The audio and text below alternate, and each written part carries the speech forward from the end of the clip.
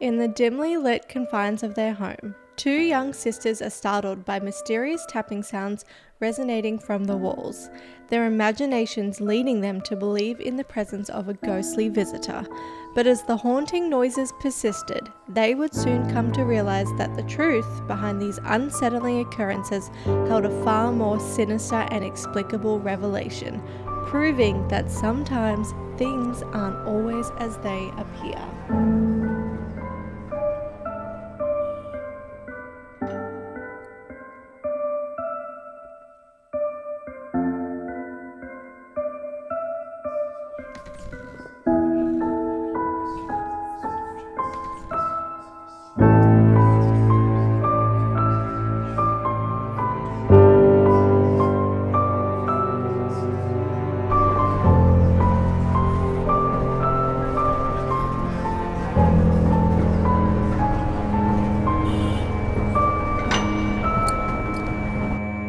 Hey guys, welcome back to another episode of Tell Me Darling. I am Phil. And I'm Jess, the more important one. Kidding. Hey guys, welcome back to another week, another episode. Are we on double digits now? Is this number? Yeah, this is number 10. Number 10. We did made it. High five. Oh, that was terrible. That's fine. They say once you get to number 10, you're a real podcast. Are you really? Yeah, it's like, I don't know what the percentage is. I'm going to make it up. 70%. 70% of podcasts don't make it to the 10th episode. Yeah. Yeah. It's crazy. Like, even though it's 10 episodes, it's probably like 100 hours of actual work we've put into the whole lot. Crazy. We've been doing this since like January. No, we haven't. Like the prep. Oh, planning. The prep, the planning, everything since January. So even though it's like 10, it Look at feels us. like 50. Being committed. 10 episodes on our 10-year together. We've been together 10 years? We've been together 10 years, but Yeah. it's our seventh wedding anniversary on Sunday. I think that's what you're trying to say. Yeah. But no, I'm trying to say is, that made no sense what I was trying to say. It absolutely made no sense. Yeah, crazy though. Yeah, 10. Well done. You did it. Thank We you. can stop now. We can stop now. No, not All right. really. But I feel like other people will agree with me. I feel like in the 10 weeks that we've been, it's about 7 weeks because the first 3 we did all in 1 week. I feel like we've improved so much. And it just goes to show, like, when you do something more and more, you just get better with time. So if you are here and you're listening and you're enjoying every weekly episode, thank you for sticking by us and sticking with us, because I know that the first 3 episodes were rough. Like, I uploaded them knowing that they kind of sucked, but I was like, everyone has to start somewhere. And everyone needs to show growth. And Yeah. I think that we've shown growth I in think a very so. short I time.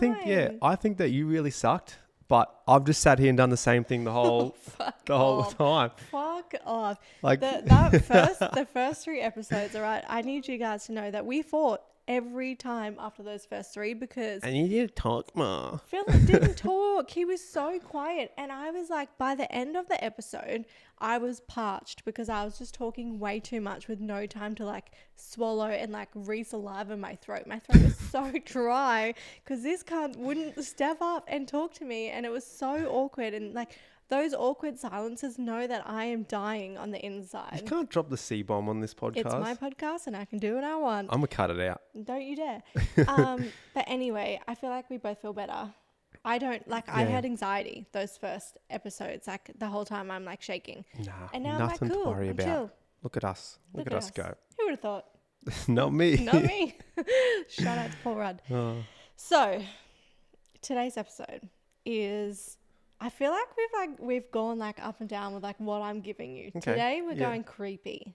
Oh, I like that. Creepy. That's what I'm vibes. about. Yeah. Speaking Last of week was creepy, okay. Just real quickly, do you remember that time we went to the movies to watch a movie, but you ended up like just putting your head in your like arms and crying the whole movie? Yes, I do remember that. Yeah, that was cool. Hey, What made you think of that? because you said creepy, and we were watching a creepy movie. That one about like that Facebook or the iPhones. What was it? What was it called? I don't know what it was called, but it was something to do with like these kids talking on this like chat, and this ghost like just fucking kills them all like one by one on this video chat, and like they're watching their friends die.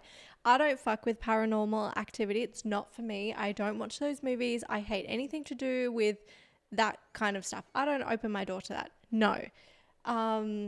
And anyway, I was like 7 months pregnant with Levi. I didn't want to go and see this stupid fucking movie, but all of our friends were like, let's go see it. It'll be fun. I cried the whole time with my face in his lap because I did not want to be there. I was scared and I was pregnant. So I was obviously like emotional. And I was like 24, like I'm a baby. Leave me alone. Thank you for bringing that up. Sorry. Well, I thought you were going to bring up that time that we went to the movies to see... it was a kids movie. Don't remember the movie. And this random dude, where they were there 2 kids at the time. That was this weird as hell, dude wasn't it? Comes in by himself and I thought we were going to get stabbed then. Sits down and starts to watch the movie. Yeah. And like, this is probably really mean because maybe he was just like was enjoying the film. He obviously did, but it was kind of fresh off the back of that Batman when the people shooting, got shot up, when the people got shot in the cinema. So the whole time I'm like, what is this dude? Relax. I couldn't relax the whole time. I was like, where are the exits? Like, maybe we should just go. It was just because it was a kid's movie, like a young kid's movie. It was like weird to me that a man was there by himself. Yeah. Anyway, we were all fine. It was all good. But anyway, creepy. Thank you for bringing that up. Sorry. There's our 2 true crime stories. We're out of here. Carry on. Anyway, this week's been pretty busy for us. Yesterday I had half my face paralyzed, which was hilarious. I went to the dentist, got my first filling ever in 32 long years. I thought I'd escaped ever having to get a filling. That's so good. I feel like that's good. Everyone I talk to has fillings. So I don't know. I got my first one and I didn't expect to have needles in my mouth and be numb, but couldn't move my right side of my face. Was it worse than your, what was the other major thing that you had? Your, I got Botox in my jaw this week. No, not that. What did you have last year? And you had to have your all 4... Oh, my wisdom teeth out? Yeah, was it worse than your wisdom? That was fucked up. No, I would not recommend that.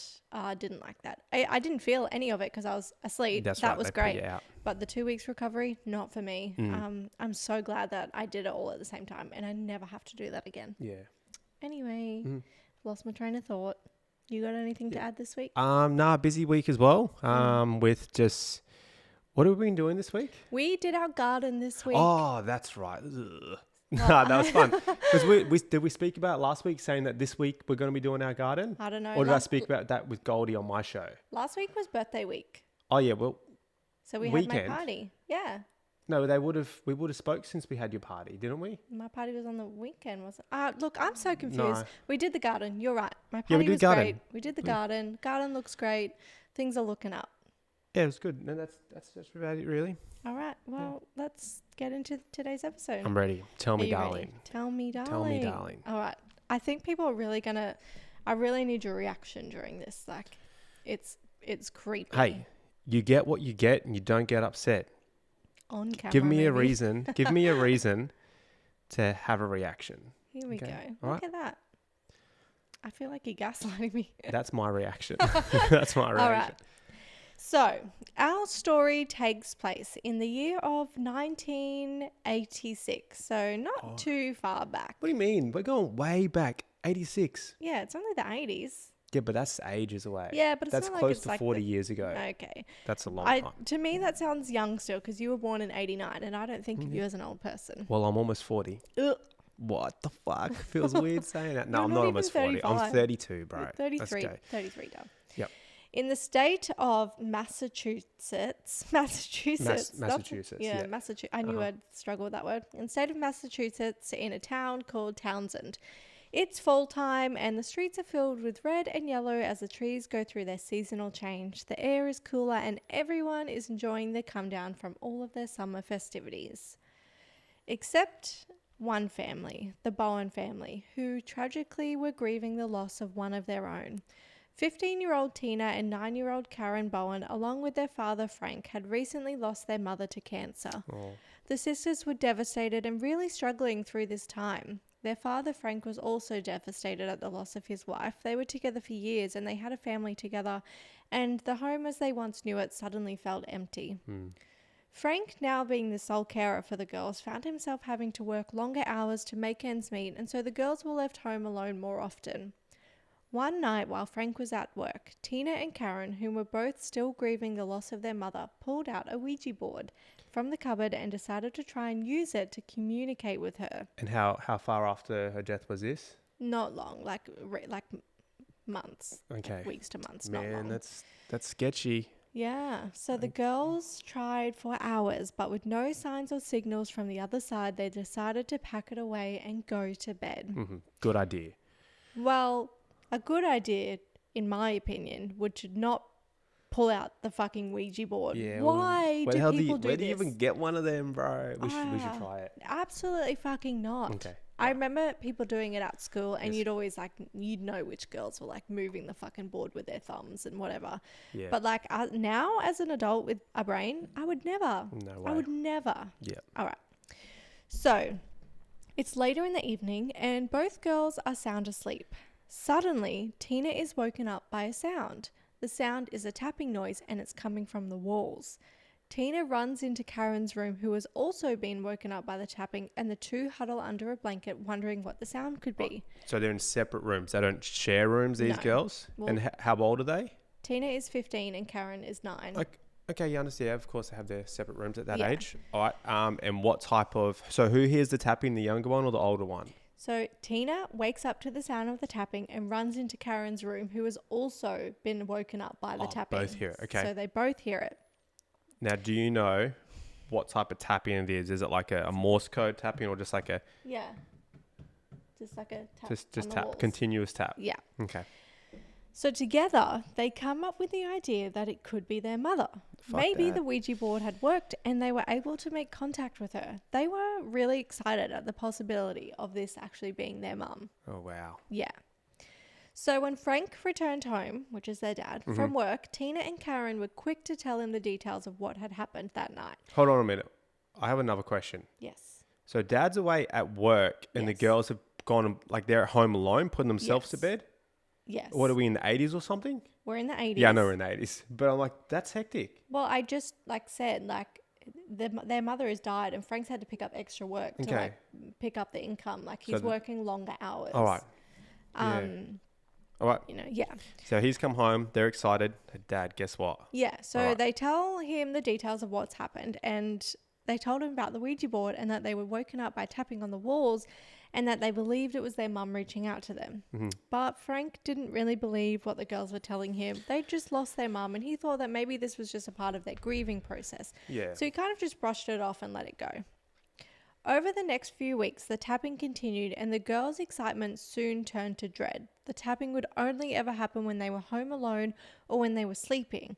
Every night they would be woken up by this tapping from the walls, and they would quickly wake Frank up and bring him into their room to show him, but by the time he got there, the tapping would stop. Oh, give me goosebumps. You can imagine that he's getting pretty frustrated now. He's tried to be understanding, but he feels like they're just taking it a bit too far. Like he just thinks the girls are just being silly. Yeah. It Go back to wasn't- sleep. Yeah, yeah. So it wasn't long before the tapping soon escalated. Tina and Karen started to notice that the furniture from around the house was being moved to different spots. Oh, shit. Clothes were going missing, and they were like, what's happening? Like there was one instance, okay, where Tina made herself some food and a glass of water. Uh-huh. She put it on a table and she went to another room to grab something. And when she came back, the water had been drunk and the food was eaten. It was Yep. gone. So this absolutely freaked her out. And they were starting to wonder if maybe instead of connecting with their mother through the Ouija board, they might have connected with something darker and evil. Because their mum wouldn't do this. Like if it was really their mum, like why would she steal their food and steal their clothes? And why would she keep them up at night? And like, They gone and brought a... come on, what? Spit it out. I was going to say they've gone and brought like a bad spirit into the house. Right. Yeah. Is your mic close enough? Yeah. Tell her close. Sorry, you're talking quiet. Great. We were going so well now. I have to... No, you don't Cut have to a part cut it, out. guys. Sometimes we make mistakes. It's fine. We'll keep going. Just double checking. All right. Any Double other? checking. Look, I can't talk. My tongue's too big for my mouth. Anything else? No, that's it. All All right. I'm up to date. Okay. So, one night in January 1987, this had been going on for a few months now. Started in December, it's now January. Frank is at work and the girls are home alone when again they hear the tapping sound and it's coming from the basement. So they decide to go and see what's happening. Yep. Tina grabs a knife from the kitchen and the girls, hand in hand, make their way down the steps to the family basement. All right. When they get down to the basement, the tapping stops. They look around and they see that on the wall, written in what appears to be blood, are the words, "I'm in your room, come and find me." Oh, shit. How fucking scary. Someone's writ that. Yeah, it's on the walls. Are you freaked out? Yeah. I have goosebumps and I know what happens. So they freak out. Like they run up the stairs screaming and crying, and they run straight out of the house to the neighbor's house. They go next door and they stay there till their dad gets home. They're So like, that they don't want to go into their room. would you? Well, they were keen to see their mom. I thought, maybe. All right, they're scared. I don't know. They're All scared. Right, they go to the neighbor's house. Yep. They do the right thing. They get the fuck out of the house. Yeah. None of this looking around to find shit. So they wait there until their dad gets home. When he finally returns from work, Tina and Karen go back home and they tell him what's going on. They tell him that they heard the tapping again and about the writing in the basement. So he goes down to check, and when he gets closer, he can see and smell that the message is not written in blood. It's written in tomato sauce. Okay. And he's not happy. He says to the girls, this has to stop. Like, enough is enough. You're taking it too far now. He thinks that the girls are doing this and they've come up with this weird story to cope with the passing of their mother. And he decides that the girls are obviously not coping with their mother's death at all. Wow. And it's probably time for them to do a bit of grief counselling. Like, he's fed up now. Yeah, so he thinks that they've gone this far to try and show him that mum is get there. attention, or just like he thinks that they're just not processing. That must suck for him not believing at this stage. Yeah, he's very much like, this is a weird game. Yeah. It's time to cut it out. So the girls go to counselling. But and did they notify police? Oh no, because they wouldn't have notified police because the dad thought it was them.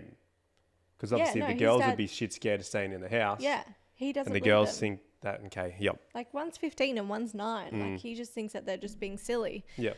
So anyway, they go to grief counselling to talk about like their mother's passing and things like that. And this seems to work. The tapping stops. The girls stop hearing it, and everyone kind of relaxes and starts to move on with their lives. Everything feels normal. This is until a couple of weeks later, when Frank is at work and Tina and Karen are home alone again. They hear it. The dreaded tap, tap, tap. Same place? The tapping is back, and this time it sounds like it's coming from upstairs. So Tina grabs a knife, and again, hand in hand, the girls slowly creep up the stairs.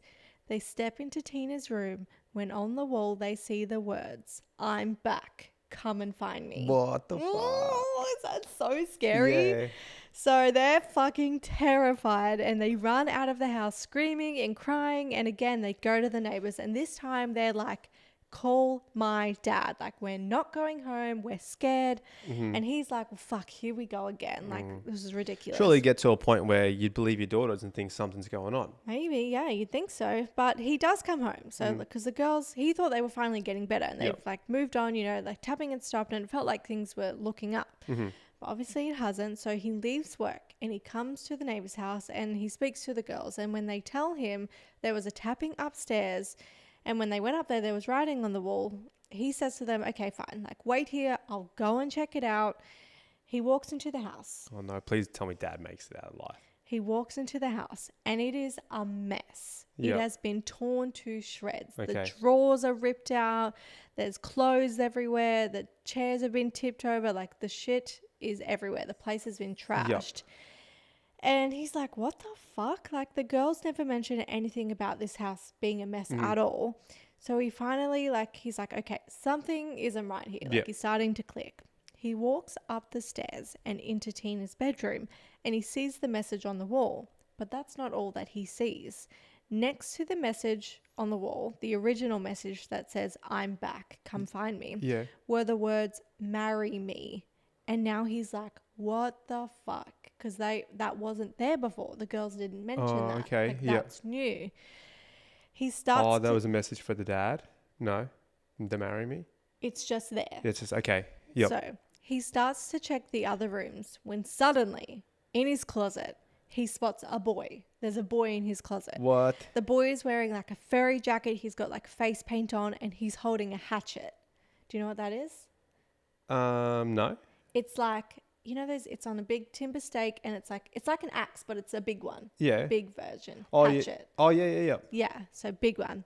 He runs at Frank. Like what a reaper has. No, it's like an axe, but I don't know. It's like, I think it's another word for an axe. Okay. Hatchet. Maybe, I don't know. That's what it is. Uh-huh. He runs at Frank, okay, in the hallway. The two collide, but the boy manages to push past Frank, and he runs down the stairs and he disappears. Okay. So Frank runs back. Disappears like in the basement or out the front door somewhere. He just like vanishes. Frank doesn't know where he went. Yep. So Frank runs outside. He runs back to the neighbors and he calls the police. Mm-hmm. And so the police arrive and they go through the house. There's no sign of the boy anywhere. And Frank's like, well, I don't know what to tell you. Like, he was in the house and then he wasn't. Like, I didn't see where he went. So what do you think of that? I think that's hectic, but how can someone just run out of the house and no one see him? I don't know. I mean, I don't know if anyone's standing around watching, but Yeah. Frank just was like, he was here and then he wasn't. The Okay. end. Maybe it's a ghost. Maybe it is, but nah, there's something's going on. Yeah. So There's a whole other considering family in there or something. That's what has to be going on. a ghost. Have you ever seen that movie? Is it called The Other Side with Nicole Kidman? And there's like ghosts in the house, and like they haunt them. And then at the end of the movie, spoiler alert, it turns out that she's the ghost. And Yeah, is it in a big mansion? Yeah. I think I have. It was like, I can't really remember it. Anyway, good movie, good plot twist, which I've just given away. Sorry. So, considering the house is an absolute mess and the girls are way too scared to go back now, learning that there was a boy in the house with a hatchet, the family decide to move in with some relatives temporarily. A couple of days later, Frank realizes he needs something from the house, so he drives over there, and as he pulls into the driveway, he sees a shadow in the window. And he's like, you know what? Not today. Like, not me, not today. Fuck that. Well, how can you just abandon your house like that? I'll be getting a group of friends. Let's go in there and get this motherfucker. What do you mean?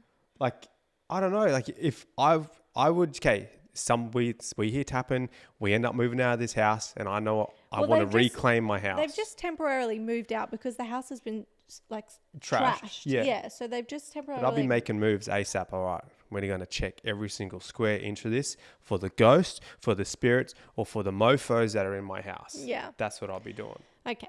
Well, he just needs time to process. Okay.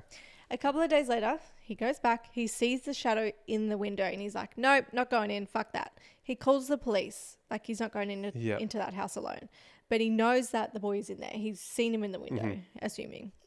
The police arrive, and one of the officers, his name is Officer Bezanson. Officer Bezanson makes his way into the home. He opens the door, and on the right-hand wall, he sees a knife sticking out of the wall, and when he gets closer, he realizes the knife is protruding through a family picture, and written on it was, "I'm still here, come find me." What the hell? Instantly, the hairs on the back of his neck go up. This is some freaky ass shit. And like, I know police officers see some crazy stuff on their job, but this is weird. Like, this is out of a movie. It's wild. On another wall, he sees another picture saying, "I'm going to kill you all," again with a knife sticking through the picture. Crazy little demon boy in the house. So the police search the house, and again, they come up empty-handed. But Frank is like, I've been watching this whole time. Haven't moved. No one came out of that house. He's in there. Like, he's like, no one came out. Okay. So the officers start to look more thoroughly. As they should. Mm-hmm. Is Well, it just two like, officers or one? I'm not sure how many there are. Yeah, sorry. Mm-hmm. Like, they did a good check. Like, you know, they go in with their guns. They got the flashlight. Clear, all clear. But now they're like, okay, let's be a bit more creative here. I know. Creative. They should have called the Ghostbusters. Yes, that's exactly what they do. They call Ghostbusters. Get out. No, Oh, you fucking loser. So they start to look through a bit more thoroughly. And that's when one of the officers noticed that behind the washing machine is a piece of wood. And the wood just looks slightly out of place. Like it didn't belong. Maybe it shouldn't be there. And he figured there's no harm in looking. So they pull the washer out and they lift away the piece of wood, and behind it, they uncover a crawl space, and hiding inside is the boy that Frank had confronted just a few days earlier. Whoa. The crawl space went around the entire house with little peepholes in every room. How the fuck? I want to see it. I have to see this house because no one ain't crawling around. We got no walls to crawl around in this house. or in 99% of houses that I know, Yeah. unless like you're somehow in the roof, but you'd be able to see them if they're in the roof. Honestly, I can't explain it to you. How they make the houses back then? Yeah. So the crawl space went around the entire house, like through the walls. And this is 2-story house, isn't it? 2-story house. Yep. With little peepholes in every room. And this boy had been living in here, terrorizing this family for months. Like, there was all the clothes that were missing. There was food in there, like just things that he had stolen. Whoa. He'd like made himself at home. He'd living rent free in their head. No, in their house. Yeah. Rent free in their house. Damn. But like peepholes, he'd been watching them like get dressed. So not just a little boy that's scared and needs somewhere to live. Yeah, I can understand him finding the peephole, like finding the house and being able to live in it, eat their food. That's great. But terrorizing them and making terrorizing. He's a messed up little boy. Please tell me this boy is like a real life little demon or something. So police take him into custody and Frank confirms that it was the same boy he had seen the days prior, but he wasn't the only person to recognize him. Yeah. Tina, the eldest daughter, also recognized him and told the officers, I know him. I know that boy. Tina had gone on a date with him just a few months earlier. A little creep. And it was as creepy as you probably imagined it. Yeah. She probably rejected him. Didn't go on the second date. So he's like, I'm going to get in your house. Well, I'll tell you what happens. Okay. So a few months prior, Tina is at home when she receives a phone call, and it's a boy, and he tells Tina that he got her number from a friend of a friend that he thought she was really cute. He tells Tina that his name is Daniel. He's 16 and tall with blonde hair. He's super athletic and he plays football. And she's young, so she's like, wow, this hot guy who plays football is calling me. Like, this is exciting. This is great. So after about a week of talking on the phone, Daniel asks Tina out on a date. He invites her to the local fair, which is currently on. And she was excited for this. So it's the day of the date and there's a knock on the door and Tina excitedly opens it. But her excitement quickly turns to confusion when the boy standing on her doorstep is not what he described himself on the phone at all. Catfished. Yes. He had dark hair and his face was covered in pimples. Oh, that's not nice.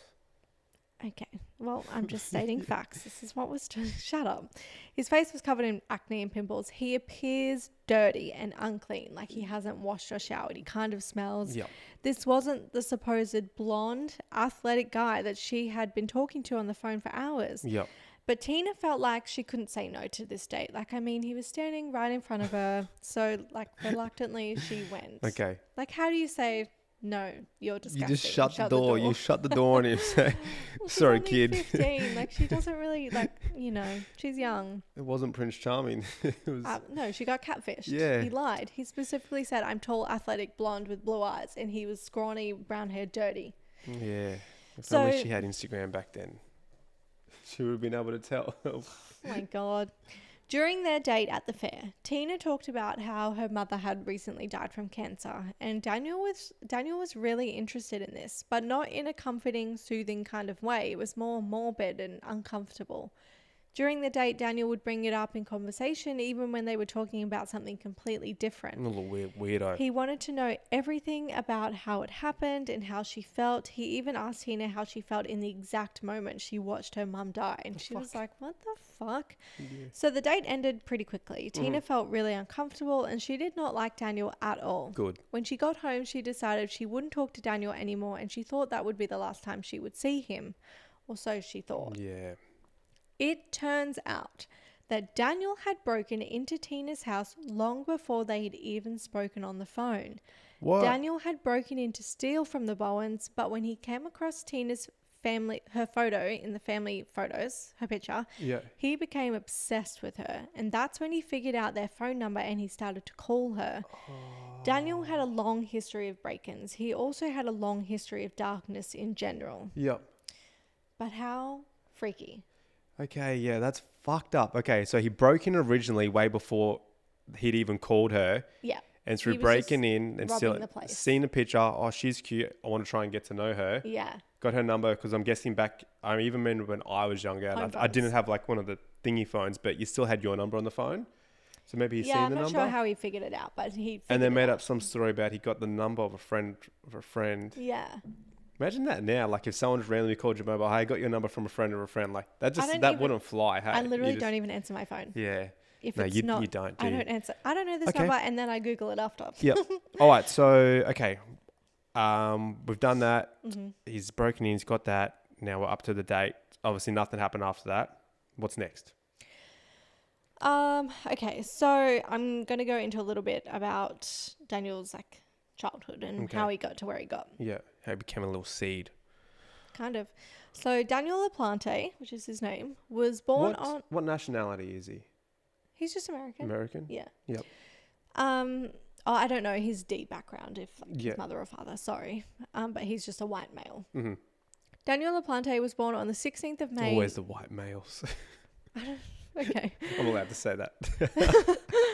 16th of May 1970 and grew up in Townsend, Massachusetts. Okay. Daniel suffered a traumatic childhood, one so dark you could only imagine. No. He suffered sexual and psychological abuse at the hands of multiple adults in his life. That's fucked up. Daniel's father was the individual who administered the majority of his son's punishments, allegedly tormenting him physically, emotionally, and sexually on a regular basis. Daniel's troubled upbringing affected every aspect of his young life. He struggled with school, both academically and socially, in addition to being diagnosed with dyslexia from an early age. He had a very few friends throughout his school days, with most of his classmates referring to him as creepy or weird. In his early teenage years, Daniel was referred by school officers to a psychiatrist due to his abnormal behavior and general reluctance towards his appearance, hygiene, and self-improvement. Mm-hmm. This particular incident could have been a turning point in young Daniel's life, if not for the tragic circumstances which arose. It was here that Daniel was diagnosed with hyperactivity disorder, and if that wasn't hard enough to deal with or process, his relationship with the psychiatrist would eventually take a dark turn when the psychiatrist made sexual advances towards him. What? Then, for the following year, the psychiatrist sexually abused Daniel during their sessions. Was it a male psychiatrist? I believe so. Something which no doubt left a lasting impact on Daniel's mental health. Like his father before him, this was a gentleman who had been trusted to care for Daniel, but instead added another layer of grief to his already painful existence. Damn, why you make me feel bad about calling Daniel a little creep? Yeah. Poor guy. Now I feel bad. Yeah. Daniel. Yep. In his early teens, Daniel established himself as a small-time thief. He spent his evenings breaking into people's homes and stealing their valuables. As his burglary skills increased, so did his desire for torment. Mm-hmm. By age 15, he was breaking into people's homes and not only taking their possessions, but also moving items around in such a way that it was clear that someone had been there, but not so much that it was immediately obvious. Yeah. Eventually, he was invading people's homes purely for the purpose of playing mind games with them. He liked them knowing that someone had been there and playing tricks. At least he wasn't going in with the intent to cause harm. At first, it doesn't seem... maybe, but until it obviously escalated with the family. Mm-hmm. So that's basically how we get to the beginning of our story. Yep. Daniel breaks into the Bowens, only this time Tina catches his eye and he decides to spend a little longer tormenting them. After Daniel is arrested, he is sent to a juvenile detention center until October 1987, so roughly 10 months. Okay. How far away was Tina's house, and Tina's, Frank's, and the other daughter, from where he actually, where was he living at this time? In their house. So he was just going from house to house. So he actually lived in their house. When he was doing when he started the break-ins. He lived with his mother. Okay. Yeah. And was that within the neighborhood, or did he have they both lived in the same suburb. Yep. So hold on, another question. Okay. What was his mum thinking this time? Shit. Where's my son Daniel? I haven't seen him for a while. Well, considering that he was abused by his father and then his stepfather also. Yep. I don't think that the home was a very loving, welcoming. So maybe they're just Daniel's ran away. Yeah. Okay. I suppose. Yep. There's not much on his mother, to be honest. So roughly he spends 10 months in the juvenile. He's 16 at this point, but in jail, in juvie, he turns 17. Okay. And he ends up being transferred out of juvie into an adult jail, and it's decided that he's going to be trialed as an adult. Oh, wow. And this ends up having a bit of a domino effect about how his jail time goes. Because of this, ultimately, he's allowed bail. He's granted a bail. You're not allowed that in juvie, but as an adult, you are. Oh, okay, I see. I thought maybe he would have got, charged, if he's getting charged as an adult, maybe worse for him then. I mean, his sentence might be worse, but in the sense that he's allowed bail now. Okay. So he's bailed out by his mother and stepfather, and when he returns to live with them... So they do love him. They bailed him out. Okay. Oh, He returns to live with them until his next court date, which is in December, so not too far away. Mm-hmm. While waiting for his court date, Daniel does not adhere to the bail terms, and he begins to break into people's homes again. Uh-huh. He ends up breaking into the home of a neighbor and stealing 2 handguns. Oh, no. Mm-hmm. And then he kind of just disappears. Okay. So what's happened with the family, Frank, and the girls after, obviously, so he got caught? Yeah. They've all moved back in, tried to restart life again? Yeah. Yep. Okay. So a few days later, a man by the name of Andrew Gustafson was at work when he called home to check in on his wife, 33-year-old Priscilla Gustafson. Mm-hmm. Priscilla was a stay-at-home mother, and together they had 2 children, 7-year-old Abigail and 5-year-old William, and they were pregnant with their 3rd. So Andrew calls home and he doesn't get an answer, and he tries a few times, and it's unusual for Priscilla not to answer. So he's like, you know what, I'm just going to head home early and make sure everything's okay. Yep. When he arrives home, the house is silent. Oh no. He calls out to her, but there's no answer. He heads up the stairs, and sadly, this is where he finds his wife Priscilla lying on the bed with a pillow over her face. Her pillow is covered in red blood splatter, and it's obvious that she has been shot and sexually assaulted. Andrew runs out of the home and he calls the police. When they arrive on scene, they inspect the home and come back out to speak to a very distraught husband. Andrew asks the officers about the children and if they were inside. In his moment of realization that his wife had been murdered, Andrew decided that if his children too were murdered, that this was something that he could not see. It wasn't something that he could handle, so he didn't look for them when he was in the house. He just left. The police officer confirmed that both Abigail and William were inside the home. They had been drowned in the family's bathtub. How old were they? 9 and 5. Fuck. Yeah. So it didn't take long for authorities to link the Gustafson family murder with Daniel LaPlante. A huge manhunt was set up to capture Daniel. He was considered to be armed and incredibly dangerous. Given his history, there was no telling what lengths he might go to avoid detection. A few towns over from Townsend... I don't feel bad for that motherfucker anymore. No. A few towns over from Townsend, Daniel had broken into a woman's home and kidnapped her in her car. Thankfully, the woman escaped, and Daniel was spotted by someone who had seen his photo on the news. Daniel was discovered hiding in a dumpster 48 hours after the manhunt for him began. Yep. When he was inspected, a hair belonging to Abigail Gustafson was discovered on his sock, cementing Daniel's involvement in her murder and the family. A year later, Daniel LaPlante was sentenced to 3 life sentences for the murder of the Gustafson family. Since his incarceration, Daniel has displayed minimal remorse for his actions. Struggling with various personality disorders, Daniel's condition appears to be irreparable.